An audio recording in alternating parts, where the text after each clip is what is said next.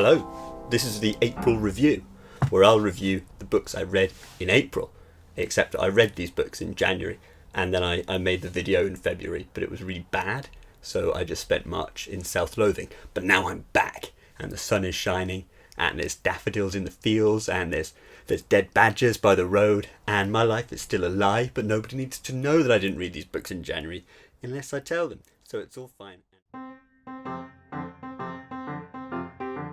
Book 1, Wonderful Clouds, Françoise Sagan. Wonderful Clouds is the touching and heartwarming love story of psychotic manipulator Alan and his bitter wife, Josie. After one of Alan's jealous episodes in Florida, Josie considers legally separating from her disturbed husband, but instead opts for the sensible solution and steals a boat and makes love with a sailor. When she returns to shore, she decides to rub Alan's nose in it. Surprised that he is upset by this, she finally does what the reader has been telling her to do for 20 pages and leaves the American weirdo and travels back home to France. Hilarity ensues when Alan stalks her back home to Paris and begins paying private detectives to follow her around. All her friends think this is so sweet. What a cute American foible, they say. Do all American men track their wives across cities like they're hunting elk? Josie isn't completely sure if Alan is a heartthrob or a serial killer, and oscillates between wanting a divorce and wanting him back in her life completely. Will she choose to stay with her husband? Why do all her friends think that his predatory behaviour is sort of hot? Why does this book make me feel dirty? Read Wonderful Clouds to answer only one of these questions. I know what you're thinking. In hilarious but poor taste, this strange internet man has taken the plot of a thriller about psychological abuse and made it sound like a romantic comedy. I wish that were true, but Wonderful Clouds is definitely not a psychological thriller. Is it a dark comedy? No. It's not even satirical, it's not really anything, it's just the world has changed a lot since 1961, and now it's a bit more frowned upon to hide in a bush and take pictures of women sitting in cafes with a long-range telephoto lens. The fact that the romantic male lead is a psychopath that everyone inexplicably finds attractive and whose predatory behaviour is seen as romantic is quite off-putting. The book feels very unpleasant when we hear one of Josie's friends say to her, "Alan is only stalking you because he loves you." All I really wanted to see as a reader was Alan going to prison, or at least the fact that he's awful in every way addressed, but that never happens. Although there are 3 characters in the book who hate him, it's not because he's a manipulative sociopath, but for the far graver crime of being a bit whiny. Spoilers if for some reason this review has made you want to read Wonderful Clouds. The book culminates with Josie finally separating from Alan permanently. However, Sagan presents this as a real tragedy. They both cry together about the state of things. How did it all go wrong? I think I have an idea. The man is nuttier than a Snickers covered in Nutella dipped in almond milk. That being said, this book is by Françoise Sagan, who of course wrote the brilliant Bonjour Tristesse and the notably less brilliant A Certain Smile. As such, it is good on a technical level, and for the first few pages I really liked this book. The characters were really simply but really well set up. I knew where I stood, but this just all gets worse as the book goes on. But then at least the characters usually act in understandable and sort of justifiable ways as far as their character is concerned. So the writing is good, but the plot gets in the way. In other words, Françoise Sagan knows how to write a book, but not this one. If you haven't read Bonjour Tristesse, I would recommend that. If you have read Bonjour If you have read Bonjour Tristesse and you liked it and want to read Wonderful Clouds, I would recommend that you just forget about that and read Bonjour Tristesse again. 4 out of 10.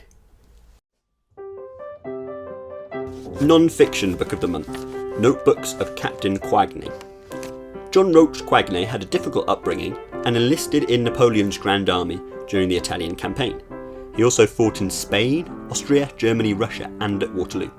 If everything he says is true, he more or less fought single-handedly, and he would have won the war and all if it weren't for those meddling Bourbons.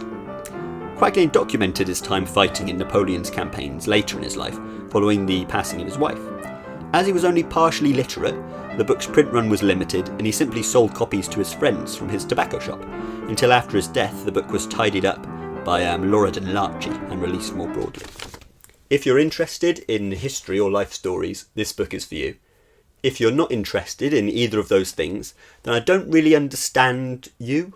Go shout binary code at pigeons or whatever it is you do. This book does go quite hard on the military side of things at times, which should not really be a surprise, although for me, Coignet endlessly listing the names of artillery regiments was not particularly riveting. I was here for the human stories, but I can imagine that there are some people out there who are watching this whilst painting little cannons and things like that who might kind of dig those scenes. Nerds. The best bits by far are Coignet's little stories. Lots of them are exaggerations, as we tend to get from historical accounts, but Coignet is a very likeable man despite his compulsive lying, because his underlying message is always the importance of literacy. As one of the old guard, he also had quite a few encounters with Napoleon, and it's very interesting to see Bonaparte with his guard down, laughing with his favourite soldiers. Apparently found it hilarious when Coignet and his friends began shaving each other in the middle of nowhere during the Russian winter. Coignet also had a great encounter with little baby Napoleon II, and held him for a while.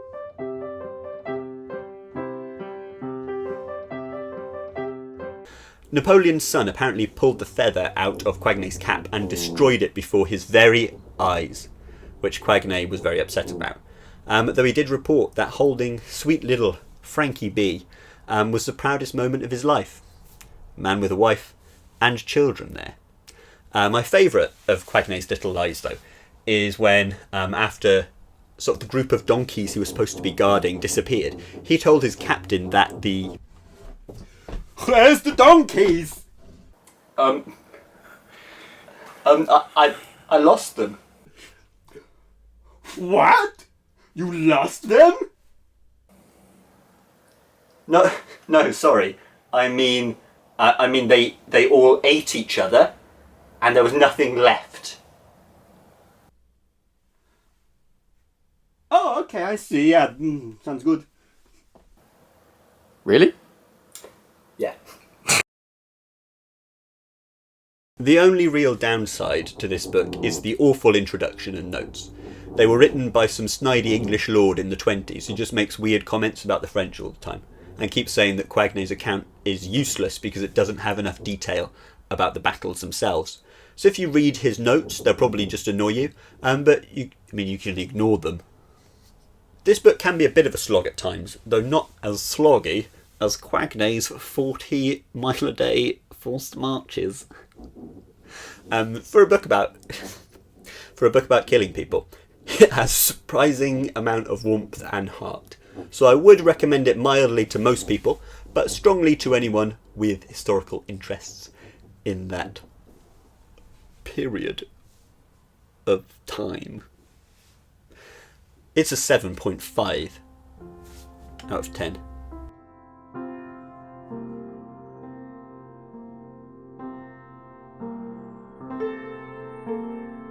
Poetry Corner. Our Lady of the Flowers. Our Lady of the Flowers is the tale of Genet amusing himself in prison over and over again. If you're not sure what I mean by amusing himself, then I'll tell you when you're older. To help him amuse himself, he comes up with some characters who are all members of the prison underworld and are all LGBTQ+. The story mainly focuses on Divine, a trans woman, and her pimp boyfriend Darling, as they go about their daily lives. We also have Our Lady of the Flowers, a young murderer. Nothing really happens, but the words are pretty. This book is not poetry, but I didn't read any poetry this month, so let's just pretend it is. The thing it does have in common with poetry, though, is that it doesn't really make any sense, and people keep saying it's great for no reason, other than to massage their own egos. First off, though, the writing in this book is exceptional. It's really more of a prose poem, which is why I feel like I can get away with shoving it in the poetry corner. However, it's really all style and no substance as far as I'm concerned. Don't get me wrong, the book is okay, but I can't see why it's hailed as a modern masterpiece for any reason other than it's being controversial at the time. I think this really reveals itself in the way that people try and defend it from criticism, because what they say is very contradictory. For example, a lot of people claim that it's a landmark novel in representing and humanising LGBTQ+ people in a time when they were not represented at all. But it doesn't portray these individuals as people, so it's not really humanising them. In the novel, they don't actually have any redeeming features, and they're just completely one-dimensional. The defence against this is that they're supposed to be two-dimensional, or one-dimensional, however many dimensions you have when it's not written well. Is it 2? They have less than 3 dimensions because they exist in Genet's head. But if they're in Genet's head, then it isn't a masterpiece demonstrating the humanity of oppressed LGBTQ+ people, it's just a story about a man spanking the monkey in prison. It's not the same. Am I missing something? Read it and tell me why I'm stupid. Again, the writing is lovely, and it is important insofar that it was an underground novel about unrepresented people that broke into the mainstream, at a time when these people weren't represented in society. It certainly has an important cultural value, but I didn't like it. 5 out of 10.